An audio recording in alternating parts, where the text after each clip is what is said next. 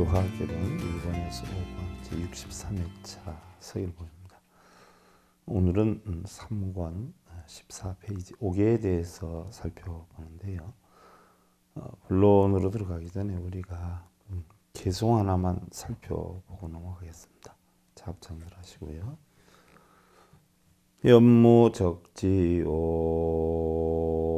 불절무변 이라봉 아라이오 각자 위하니 니라나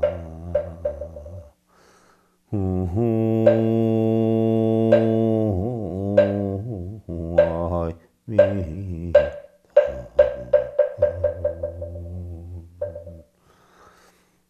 마음은 한결같이 머물지 않고 끊임없이 흔들려서 변해가나니 지혜 있는 사람은 이것을 깨달아서 악을 능히 돌이켜 복을 만든다라고 했어요. 자, 부처님께서 설하신 삼법인 가운데 재행무상 첫 번째 해당이 되죠. 재행.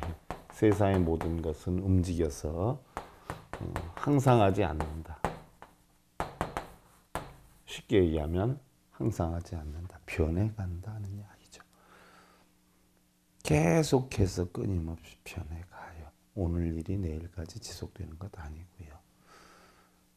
또 우리가 좋은 거다 나쁜 거다 분별을 해서 좋은 것은 지키려 하고 나쁜 것은 막으려 한다라고 해도 봄, 여름, 가을, 겨울에 이치가 형성되듯이 우리 마음에 희로애락이 끊임없이 들어오는 것이죠.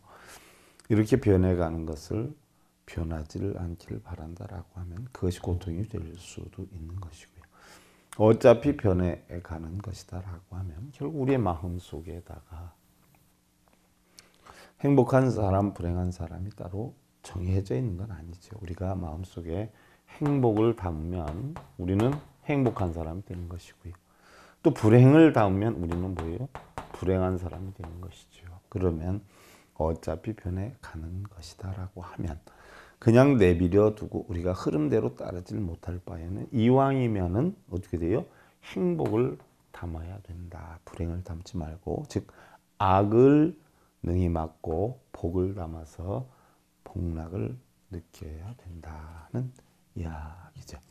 자, 그럼 여러분들 불교화개론 자 3권 자 14페이지를 한번 열어보시면은요.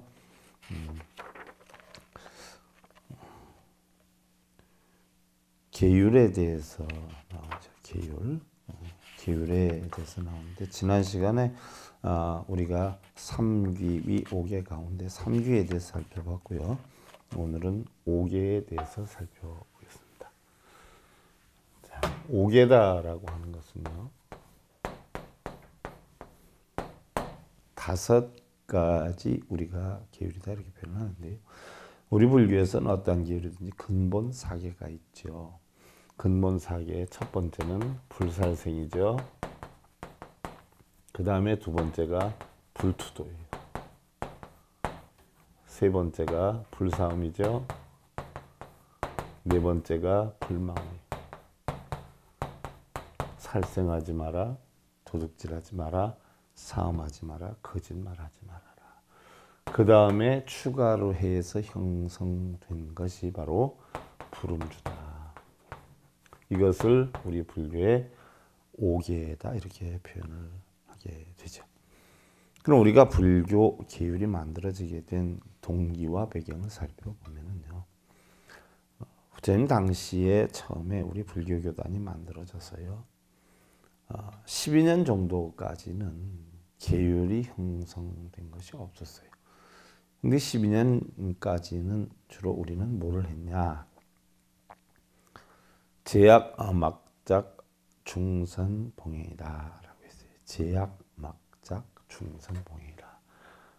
제약 막작 중선 봉행이라라고 하는 것은 모든 악을 막고 만들지 말고 모든 선을 중선 봉행 받들어 행하자는 얘기죠.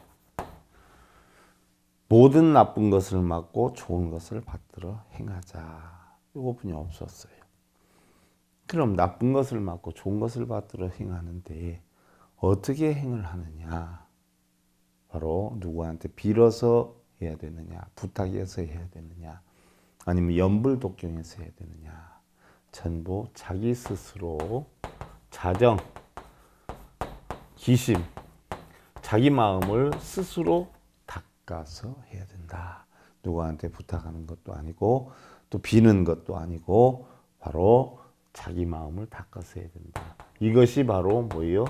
시제 불견이라. 이것이 바로 부처님의 가르침이다. 그래서 이것을 후세에 칠불통계로 정해놨죠. 칠불통계라는 것은 일곱 부처님의 공통된 기율이에요. 바로 나쁜 일을 막고 좋은 일을 받들어 행하는데 전부 자정기심, 자기의 마음을 스스로 닦아서 해야 된다. 이것이 바로 부처님의 가르침이다. 처음엔 이렇게 형성이 돼 시작이 됐어요. 그런데 점차로 출가를 하는 사람들이 늘어나면서 생활의 규범이나 어떤 원칙이 생기지 않을 수가 없었죠. 탁발을 다니다 보면 탁발을 하는 데에도 법도가 있고 어떤 도덕성이나 예의가 갖추어져야 된다라고 해서 탁발은 어떻게 하고, 또한 탁발을 다녀보다 보면 대부분이 부녀자들을 많이 접하게 되는데, 그러면 탁발을 하면서 접하게 되는 부녀자들에 대해서는 과연 어떻게 대해야 하고, 또한 언제 어디서나 부처님의 가르침에 대해서 묻는다라고 하면 그럼 이러한 부처님 법은 어떠한 방식으로 어떻게 전해야 하는가, 이러한 여러 가지 문제점들이 생겨나게 됐어요. 이러자 부처님께서는 내가 비구 그대들에게 성자의 길을 가르칠 것이니 비록 행하기는 어렵다 해도 잘 참고 견디도록 하거라 하면서 말씀을 하시죠. 비구는 걸식을 하도록 정해진 때에만 걸식을 하되, 자, 일례를 들어서 이것도 어떻게 해서 형성이 됐냐. 과거에 보면은요, 아침에 걸식을 하고 나서 내가 조금 음식 양이 부족하다 싶으면 오후에 또 걸식을 하는 사람이 있었어요. 또한 어떠한 집에서 좋은 음식을 많이 준다라고 하니까 마음속에 저장해 놓았다가 어떻게 돼요? 다음에도 그 집에 가서 또 달라고 하는 경우가 있었지요. 이러다 보니까 걸식을 하도록 정해진 때, 오전에 우리가 공양하고 오후 불식, 오후에는 못 먹게 하는 법도가 만들어지고요. 또 때가 아닌 때에 나가서 행각을 하지 말아라. 때가 아닌 때 아무 때 나가서 걸식을 하면 문제가 되지 않느냐. 이런 것들은 전부 뭐예요? 탐욕을 만드는 근본 원인이 되기 때문이다. 또한 비구는 적당한 때에 마을로 내려가서 베푸는 음식을 얻고, 또한 얻은 것은 어떻게 돼요? 홀로 나무 그늘에 앉아서 자신을 반성하며 조심스럽게 먹되, 마음을 즉 육근이 눈기 고요 몸뜻이 육경 색성량 미촉법을 대상으로 해서 일어나는 어떤 망상의 바깥 경계에 머물러서 어지럽히지 말아라. 또한 음식에 알맞은 정도를 알아서 우리는 음식을 맛이나 어떠한 즐기기 위해서 먹는 것이 아니라 바로 도를 위해서 먹는 것으로 관해야 된다. 식사의 득실을 잘 알아서 욕심을 적게 하고 또한 탐욕하지 않아야 된다. 그리해야 비구는 욕심이 없어 안락할 것이고, 또한 주림을 떠나서 안락할 것이니, 나가서 법도에 올바르지 않고 예의범절이 안 좋다라고 하면 저 단체들은 형편없어 앞으로 오면 일체 우리가 공양을 주지 말자라고 하면 문제가 형성이 될 수 있었기 때문에 바로 가장 올바른 어떤 예의범절을 지켜서 결국 서로가 다 주림을 떠나서 안락하게 될 것이니 숲속에 있으면서도 화염의 불꽃처럼 여러 가지 것을 날카롭게 느껴라. 항상 수행에 전념해라. 그리고 여인은 침묵을 지키는 자들도 유혹의 대상이 되기가 쉽다. 그러므로 비구는 마땅히 그 여인들에게 유혹이 되어서는 아니 되느니라. 또한 닭발을 다니다 보면 어떻게 돼요? 각기 가정에서 기르는 가축이나 어떤 짐승들을 접하게 되는 경우도 많죠. 그래서 크고 작은 동물들에 대해서도 남의 것이다라고 해서 미워하고 또한 내 것이라고 해서 애착하지 말아라. 마치 자신은 그들과 같고 또한 그들은 마치 자신과 같느니라. 이것이 바로 우리 불교의 동체 대비죠. 너와 내가 둘이 아니다라고 하는 있지. 어떻게 보면 우리는 흔히들 뭐 윤회 표현을 하는데요. 사실 윤회다라고 해서 우리가 육신 덩어리가 그대로 뭐 다른 짐승으로 태어나고 그러는 것은 아니죠. 일례를 들면 우리가 죽으면 지수화풍 4대로 돌아가는데요. 살이나 뼈나 뭐 이런 건 흙으로 돌아갈 테고요. 또 우리 몸체 내에 있는 물기나 이런 건 물로 돌아갈 테고요. 또 우리 이 마음에 있는 열기는 화기로 돌아갈 테고요. 또 냄새는 바람으로 돌아갈 것인데 이런 것들이 우리가 죽으면 각기 다 흐트러져 자연으로 돌아가지요. 그러면 예를 들어서 뭐 물 따라 흘러가기도 하고 바람 따라 먼지가 되어서 날아가기도 하고 하다 보니까 덩어리를 우리가 그대로 뭐 윤회를 얻는 건 아니에요. 단지 그 부분 먼지털 하나 아니면 물기 하나가 어떤 다른 짐승이 먹는 음식에 들어가서 형성이 될 수도 있고 또한 다른 어떤 영양의 형성이 돼서 단지 만들어지는 일부분 아주 작은 미세한 부분이 이렇게 섭렵이 될 수도 있죠. 이것을 우리가 흔히들 뭐 윤회다 이렇게 표현을 하는데 우리 덩어리체로 윤회하는 경우는 없죠. 그래서 부처님이나 깨달은 자들은 다시 우리는 태어나지 않는다라고 하는 이치를 터득하게 된 것이고요. 이렇게 봤을 때 세상의 모든 것들이 식물이 되었든 동물이 되었든 어떻게 돼요?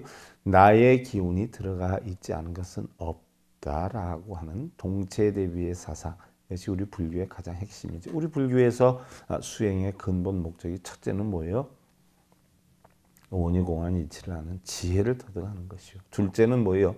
너와 내가 둘이 아니다라고 하는 동체 대비를 터득하는 것이죠. 그래서 바로 그들이 나와 같고 내가 그들과 같으니까 스스로 그런 일체의 짐승들을 죽이지도 말고 또한 남으로 하여금 죽게끔 하지도 말아라 라고 부처님 말씀하셨고요. 또한 비구는 혹여라도 할 말이 있다라고 하면 좋은 이치만을 말하되 남을 비방하는 말은 하지 말아라.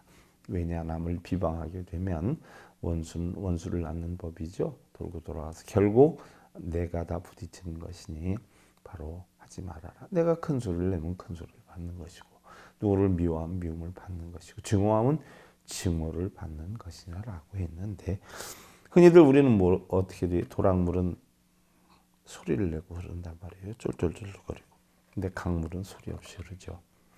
물이 작은 것은 소리를 내고 물이 가득한 것은 그냥 고요하기만 하다. 그래서 범부는 물이 반쯤 든 병과 같고 지혜 있는 사람은 물이 가득 든 병과 같느니라. 물이 반쯤 들었으면 어떻게 돼요? 흔들리지요? 촐랑촐랑.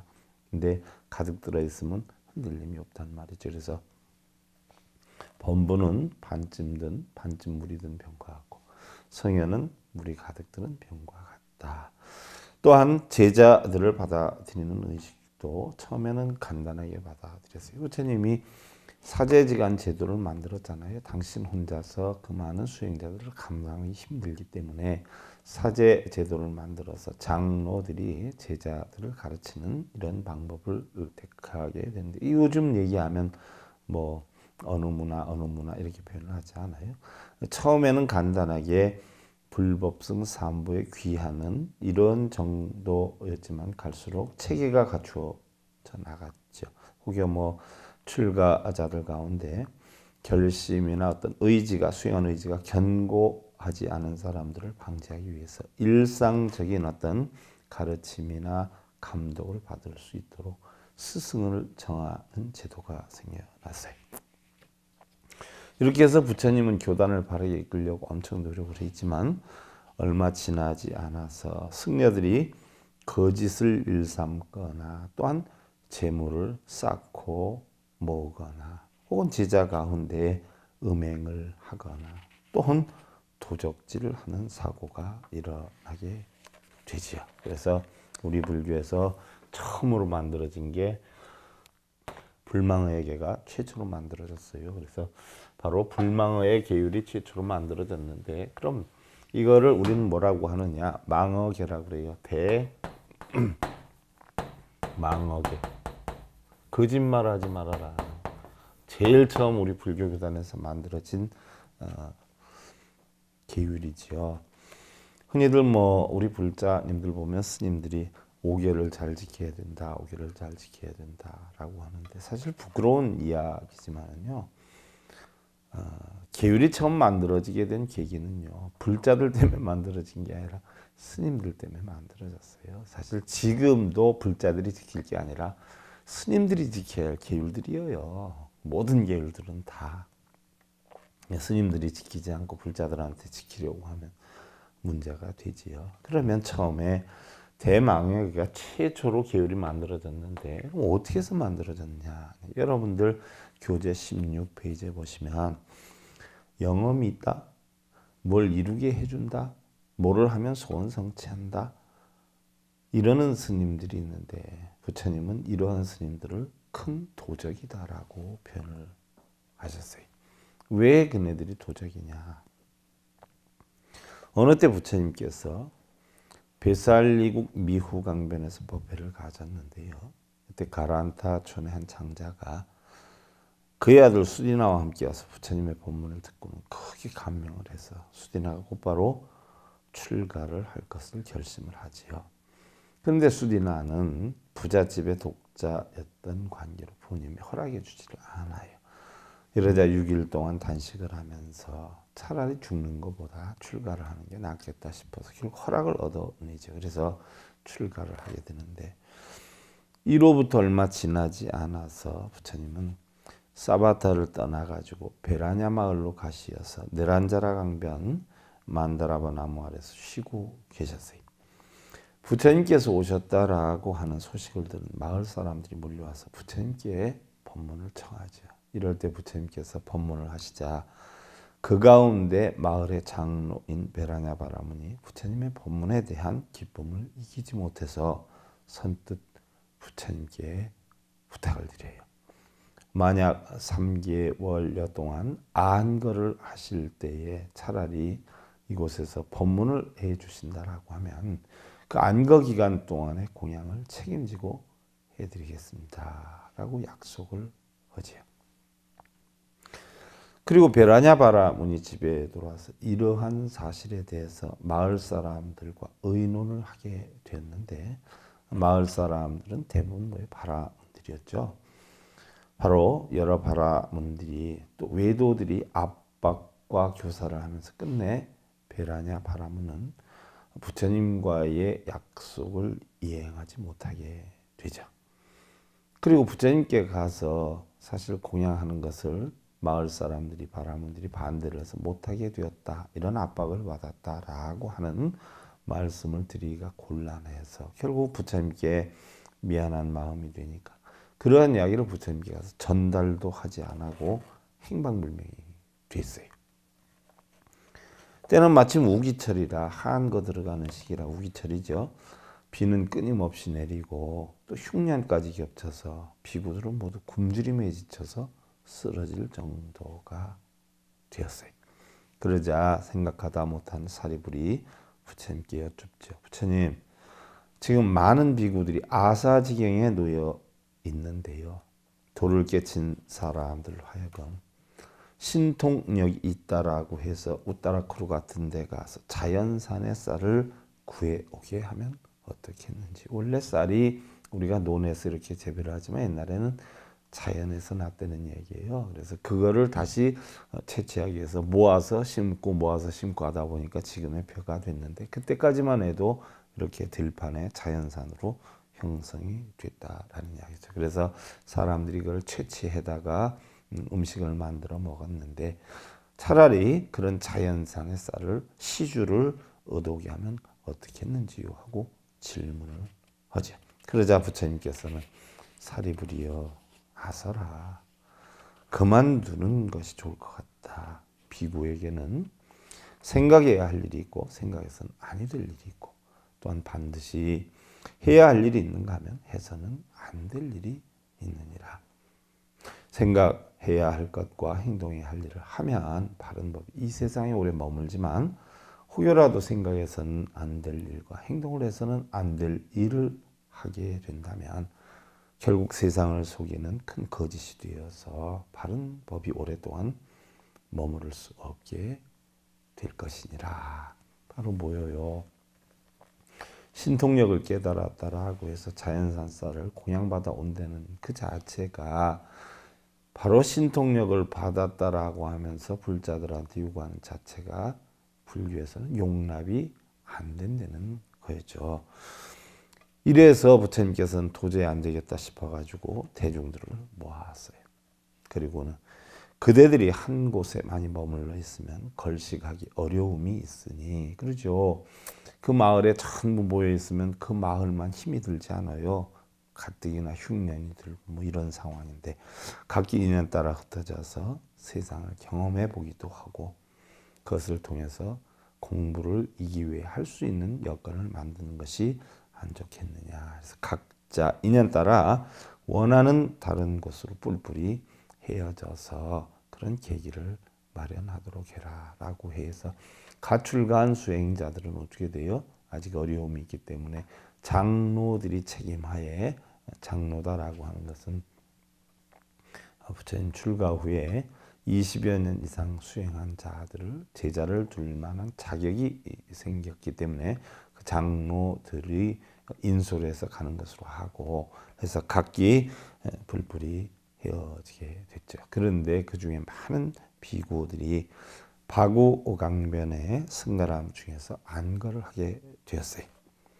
그런데 그곳에 있는 비구들은요, 생활에 어려움을 느끼게 되자 나는 상인법을 증득했다, 아란이 되어서 무수한 선정과 신통과 타심 등으로 인해서 그대들의 원하는 바 소원 성취를 이루게 해줄 것이니, 그대들의 소원을 들어줄 것이니 그대들은 빨리 와서 공양하고 공양하라. 요즘 마치 뭐 한 가지 소원은 꼭 이룰 수 있게 해준다. 어디에 가서 하면은 영험이 있다. 신통력이 있다. 무엇을 하면 공덕이 쌓인다. 바로 그런 이야기들이죠. 그러니까 먹고 살기 힘들게 되다 보니까 나는 이런 신통력을 갖췄다. 이런 깨달음을 얻었다. 나는 상인법을 증득했다. 바로 사리불이 제안했던 걸 염려해서 부처님이 못하게 한 이유, 이 상황이 여기서 벌어지게 되죠. 그래서 결국은 이 거사들은 바로 부처님의 제자로서 상인법을 얻어서 불자들이 요구하는 바대로 소원을 이루게 해주고 뭘 하면, 뭘 어떻게 하면 뭘 이루게 해주겠다 하는 식으로 하다 보니까 거사들이, 탐욕이 있는 중생들이 신심을 내어서 그 비구들에게 공양을 갖다 바치고 존경을 하고 재물을 갖다 바치고 이렇게 해서 결국 바구강변의 비구들은 커다란 흉년에도 불구하고 기력이 충만하고 피부에 기름기가 넘쳐 흐르고 배부름과 재물을 축적하게 됐어요. 마침 이제 해제일이 되어서 각기 흩어져서 안거를 했던 비구들이 부처님 계신 곳으로 모이게 됐는데 모두들 안색이 초췌하고 형색이 이루 형용할 수 없이 남루하고 말이 아니었어요. 그런데 바구강변의 비구들은 어떻게 됐어요? 기름기가 흐르고 재물도 넉넉하게 챙겼어요. 부처님이 이상하게 생각했어요. 그리고서는 그들에게 질문을 하였죠. 바구강변에 있던 비구들이여, 어찌해서 그대들은 다른 사람과 같이 흉년을 치르지 않은 것 같은가? 그러자 서로 눈치를 보던 비구들이 그동안의 일들을 사실대로 부처님께 이야기를 하였어요. 이러한 사실을 알게 된 부처님께서는요, 자신의 이양, 이득을 위해서 과인법을 얻었다, 소원을 이루게 해주겠다라고 하는 것은 큰 도적질이다라고 크게 책망을 하시고는 차라리 뜨거운 돌을 먹고 구리스의 즙을 마실지언정 절대로 신도에게 뭘 이루게 해주겠다라고 하는 거짓말하는 음식이나 과인법을 얻었다며 받는 등의 이러한 도적질한 것들은 절대로 먹거나 받아서는 아니 될 것이니라 라고 하시면서 다음과 같은 기회를 설했죠. 첫째는 백천의 군대를 동원해서 성과 취락을 파괴하고 사람을 죽이거나 물건을 빼앗는 것이 가장 큰 도적이요. 둘째로 악한 비구가 많은 비구들을 데리고 인간에 유행하면서 삿된 법을 설하는 것, 원하는 것을 이루게 해주겠다, 공덕을 쌓아라, 업장을 소멸해 주겠다, 이런 건 전부 삿된 법이죠. 이런 것들이 둘째 도적이요. 셋째로 비구가 부처님의 교설에 대해 스스로 그 경지에 이르렀다 하는 것, 상인법을 얻었다, 깨달음을 얻었다, 득도를 했다, 이렇게 얘기하는 자들이 세 번째 도적이요. 넷째는 비구가 범행을 닦지 않고 스스로 범행을 닦았다라고 말하는 것, 안거를 매단거를 해서 득도를 했다, 신통력을 발휘해서 불자들의 원하는 걸 다 꿰뚫어보고 해결해 줄 수, 이것이 네 번째 도둑이요. 다섯째로 비구가 이익을 위해서 과인법을 얻었다, 신통력이 있다, 뭘 이루게 해주겠다, 영험이 있다, 이런 것들이 다섯째 도적이요 하시면서 부처님께서는 일체 세간의 천인, 마법, 사문, 파라문 가운데서 이와 같이 하는 자들이 가장 큰 도적이니라. 이와 같은 비구, 비구니는 바라이제, 파야티카지요. 범어로 파야티카, 파괴성에 해당이 되니 청정 비구, 비구니와 함께 살지 못한다라고 이야기를 하셨어요. 본생경에 나오는 대목이죠. 그래서 어떻게 보면 여러분들도 요즘에 보면은 각 사찰에 뭐 때문에 나가요? 뭐 이루게 해주겠다라고 해서 나가는 거 아니에요? 뭐 득도했다, 그 스님이 뭐 이렇게 이런 기도로 해준다, 뭐 어떤 경전을 몇 번 쓰고 읽으면 소원이 이루어진다, 이래서 가는 거 아니에요? 부처님께서는 그러한 자들은 다 세상에서 가장 큰 도적들이다라고 하셨는데 어떻게 해서 그런 이야기가 나오는지 이해가 안 가는 것이고, 여러분들 선과 귀감에 보면은요, 법문을 듣고 불경을 공부하는 일에 대해서 서산대사께서는 경전을 우리가 들으면 거친 인연도 있고 또 복을 짓는 인연도 있지만 이 몸은 물거품 같아서 다할 날이 있으나 참다운 행실은 헛되지 않느니라. 경전 공부는 슬기로움을 배우는 것이니 금강석을 먹는 것과 칠보를 보시한 것과도 같거나 나은 것이니라.